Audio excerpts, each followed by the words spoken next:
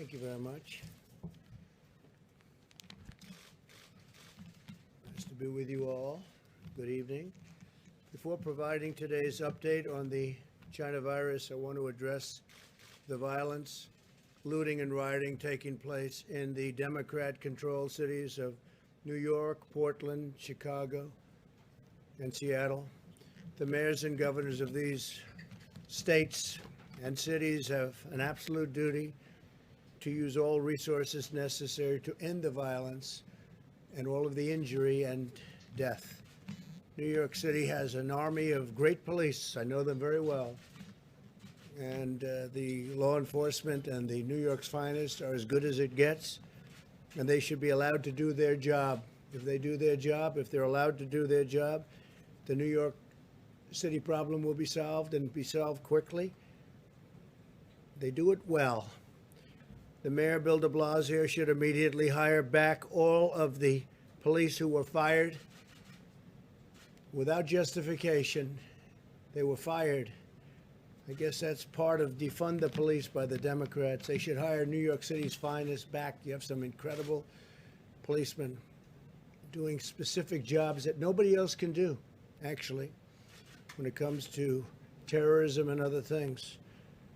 Together, the city of Chicago and the state of Illinois have 25,000 police officers, sheriffs, and guardsmen available to quell any violence. They can do it very quickly, very easily, if allowed to do their jobs. Again, if allowed to do their jobs. Our police, our law enforcement is incredible, but they have to be allowed to do their jobs. The Democrats or the radical left Democrats, or both, because they're becoming one and the same.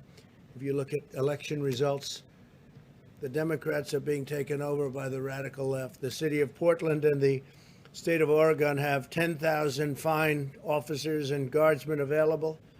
Seattle, Washington, and Washington State have 10,000 available. So Seattle, city of Seattle, and Washington State itself, they have great people. They have to be allowed to do their job. I'm urging them to deploy these resources to protect their citizens and to stop the violence and all of the things that we watch on television going on, although a lot of the, unfortunately, fake news don't like to put it on because it shows that the Democrats are doing a very bad job of law enforcement. They have to put it on. They have to be honest with the people of this country. But I'm offering all available federal support requested to stop the violence and arrest the criminals. We have to be asked by the governors or the mayors, and we'll be there very rapidly. It's ready, willing, and able. We're all ready, willing, and able to go to these jurisdictions and take care of them. We'll do them very quickly. You saw what happened in Minneapolis. They ripped the city apart. When the National Guard went in, it ended immediately. It was immediate and lasted. These acts of destruction are not isolated incidents, but demonstrate the pattern of violent left-wing extremism that you get to see if you're watching the right news program.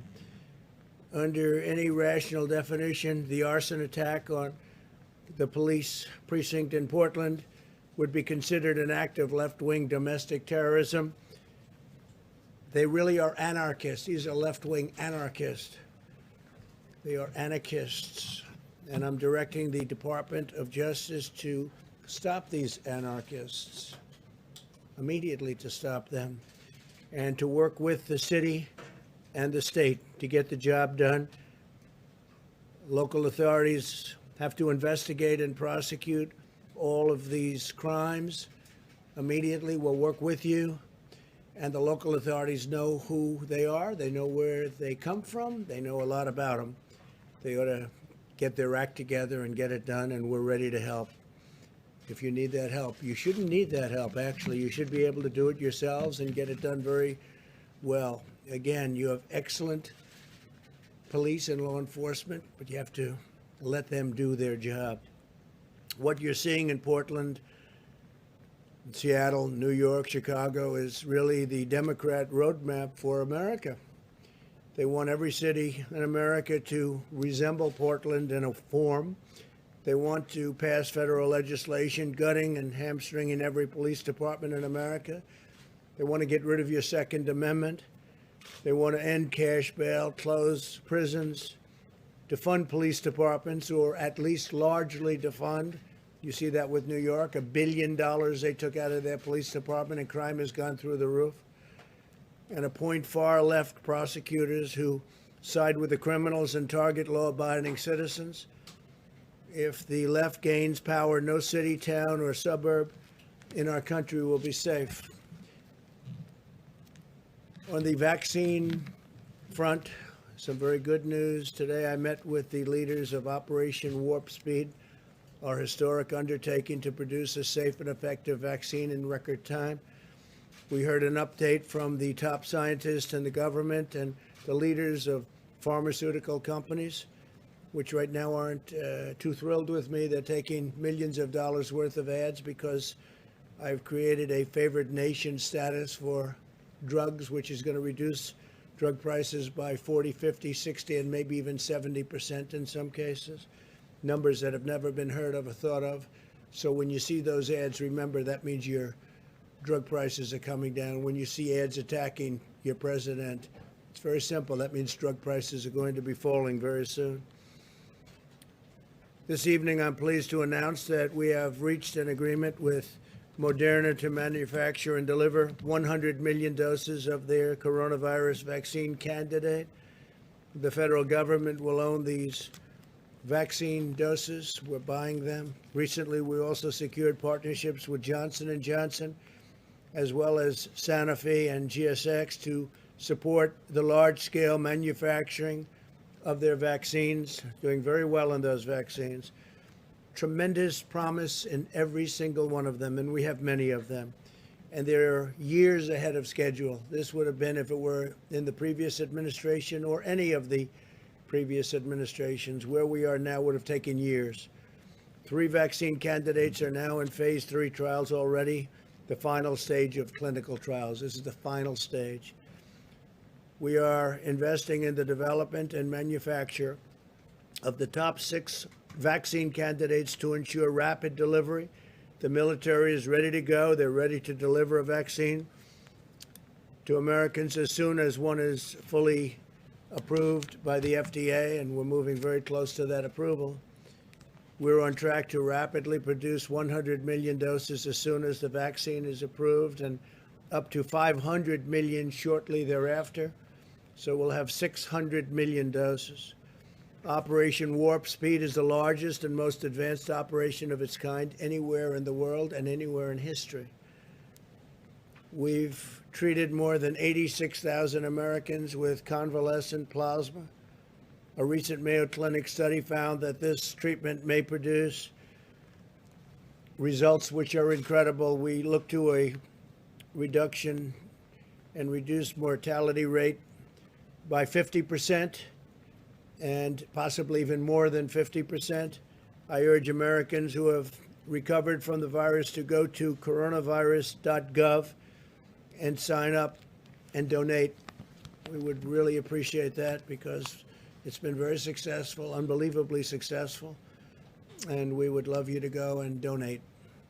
As we continue to confront the global pandemic, the United States economy is rebounding with strength like nobody thought possible. You've seen the numbers. You see what's going on yesterday, today, and tomorrow, in my opinion. We're very poised for a great third quarter and very poised for some great stock market numbers and 401k numbers and everything else. Today, the Dow Jones passed 28,000 points for the first time, more than a 50% surge since just March. So we've increased by 50% more than since just March. It has gained approximately 9,500 points that same period, March, and has recovered nearly all of its value since the virus struck our nation. Think of that. America's economy is incredible, and its economic recovery is outpacing our peer nations. Last quarter, the European Union's GDP decline was nearly 40% worse than the United States. So it's 40% worse than the United States. We've built such a strong base that we're able to do things and sustain better than anybody in the world by far. France's GDP decline was nearly 80% worse than ours, and Spain experienced an economic contraction twice as severe as the United States. Nationwide, we continue to see improvements in our fight against the pandemic, very substantial improvements. Since last week, 87% of the counties in the United States report declining cases. Think of that, 87% of the counties in the United States, they reported declining cases. Mortality has declined by 7%, and hospitalizations are declining rapidly. States that were primary hotspots, such as Florida, Texas, and Arizona, have reduced cases by nearly 25%. But all Americans must remain vigilant, practice good hygiene, socially distance, wear a mask whenever possible.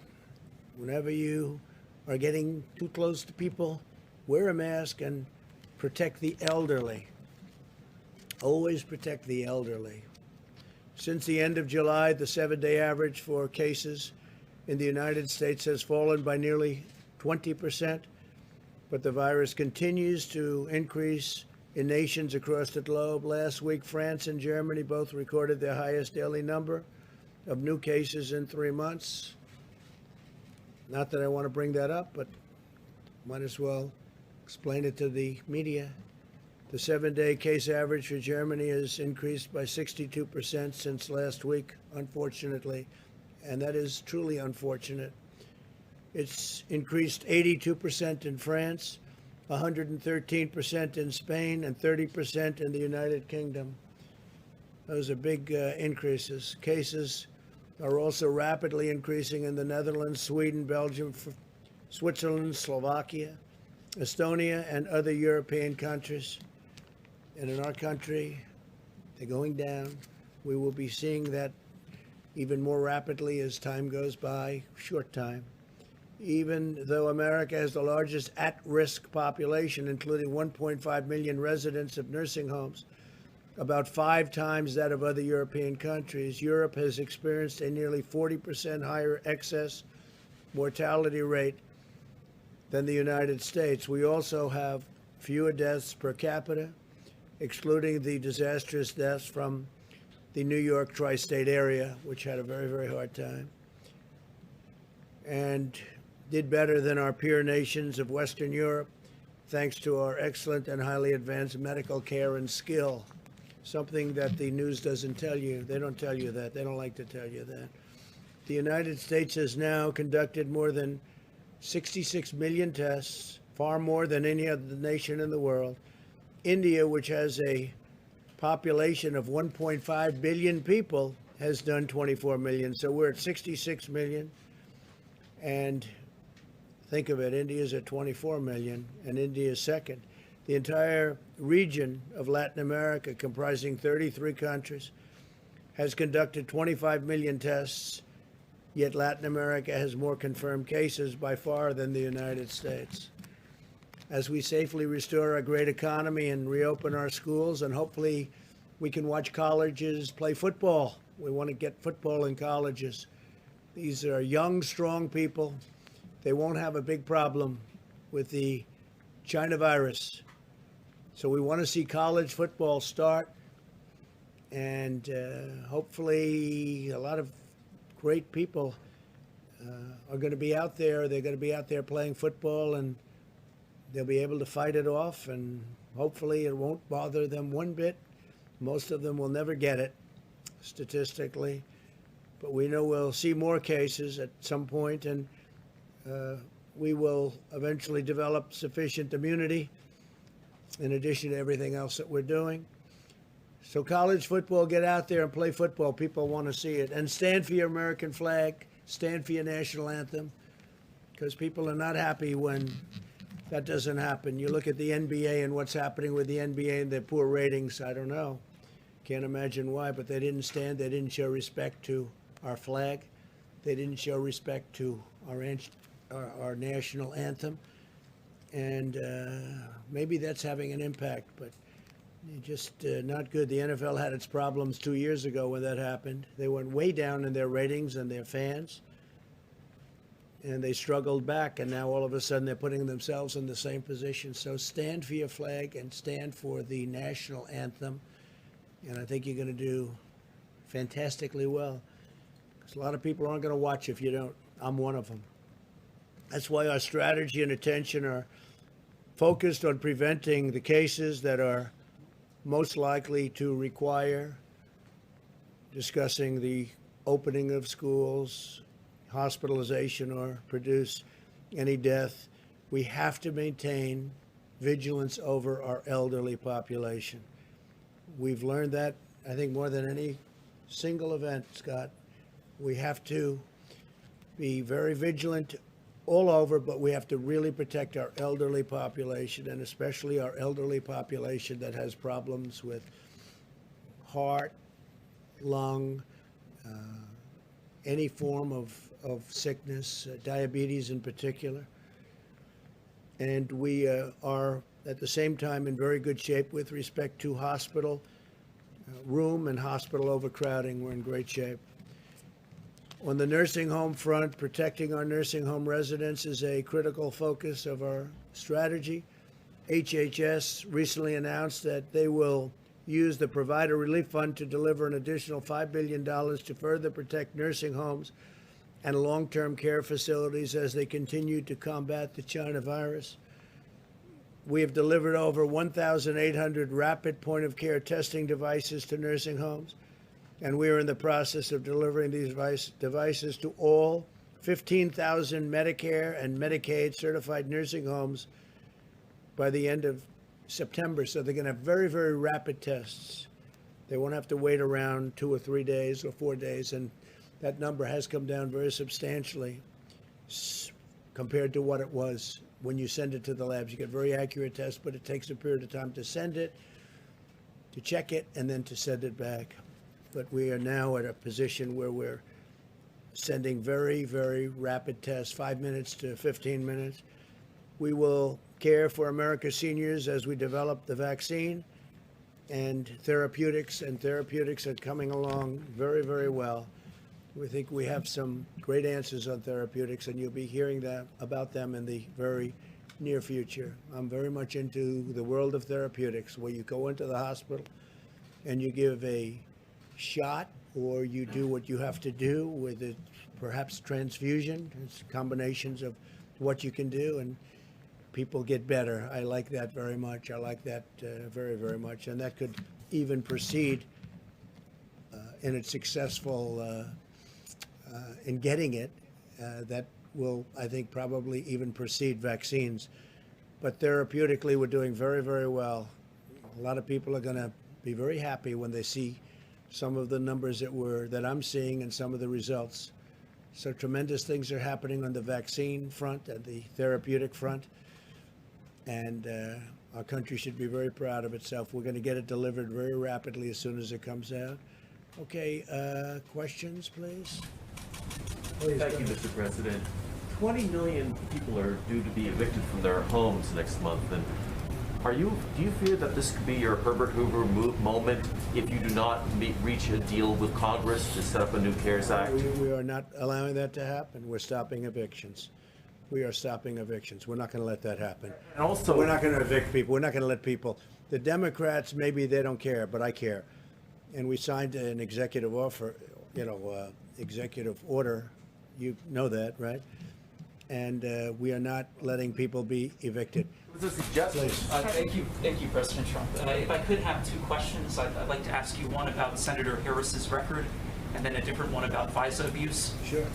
So regarding Senator Harris's record, you had a pretty quick response to that. You had an ad out that said that she was a phony, and I wanted to drill down. She was a what? A phony. And I wanted to ask about a specific example that a lot of people thought was a phony moment.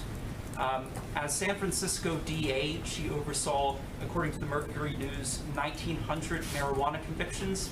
But she was asked in an interview last year if she had smoked marijuana, and she appeared to joke and, according to some people, lie and say that she was listening to Snoop Dogg and Tupac while their music hadn't come out at the time, while she said she was smoking pot, listening to it. Why would she lie about that? Do you see that as more evidence that is surpassed on marijuana liability? Well, she lied. I mean, she said things that were untrue. She is a person that's told many stories that weren't true. She's very big into raising taxes. She wants to slash funds for our military at a level that nobody can even believe. She is against fracking.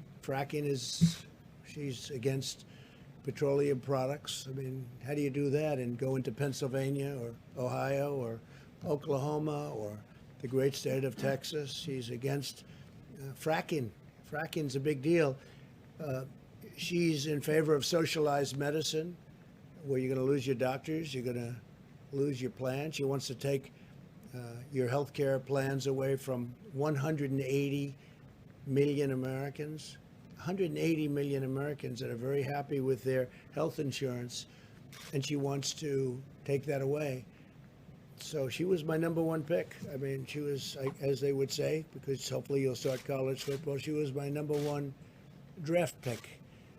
And we'll see how she works out. She did very, very poorly in the primaries, as you know. She was expected to do well, and she ended up at right around 2% and spent a lot of money. She had a lot of things happening, and so I was a little surprised that he picked her. I've been watching her for a long time, and I was a little surprised. She was extraordinarily nasty to Kavanaugh, Judge Kavanaugh then, now Justice Kavanaugh. She was nasty to a level that was just a horrible thing, the way she treated now Justice Kavanaugh.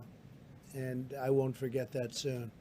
So she did very poorly in the primaries, and now she's chosen. So let's see how that all works Or out. does a marijuana legalization vote for you rather than her because she convicted so many people in the past?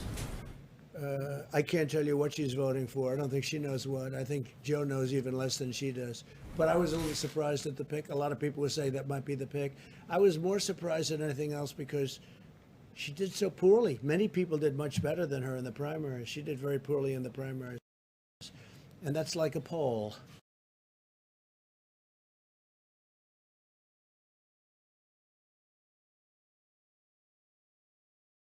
You know, that's like a poll. Can I also ask you about FISA abuse, President Trump? Go ahead. Yeah.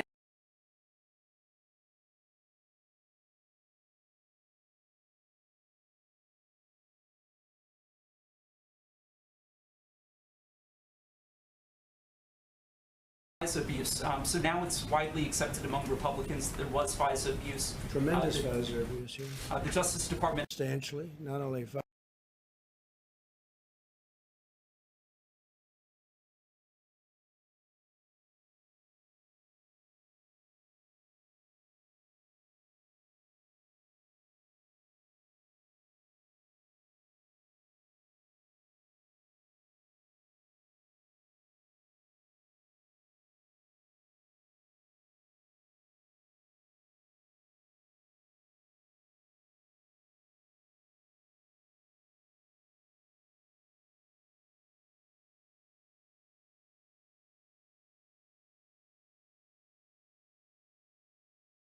changing documents and putting documents in front of the FISA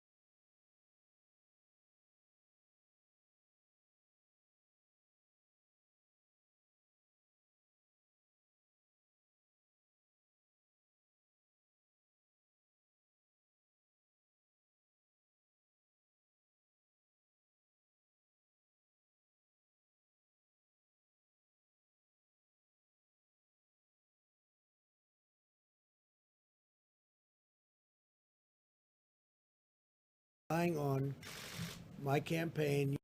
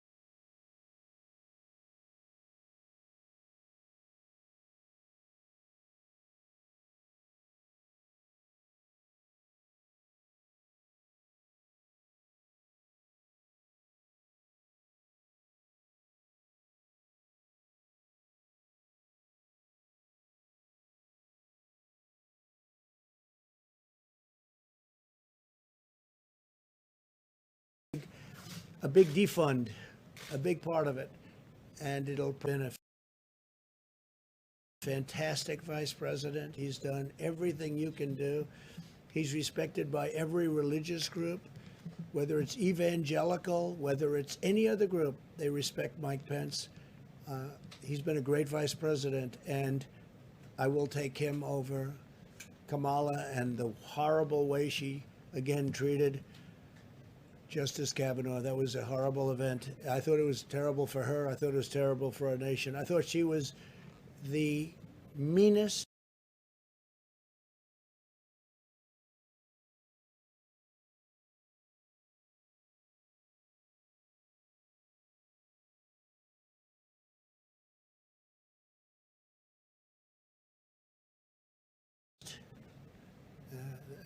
the most horrible, most disrespectful of anybody in the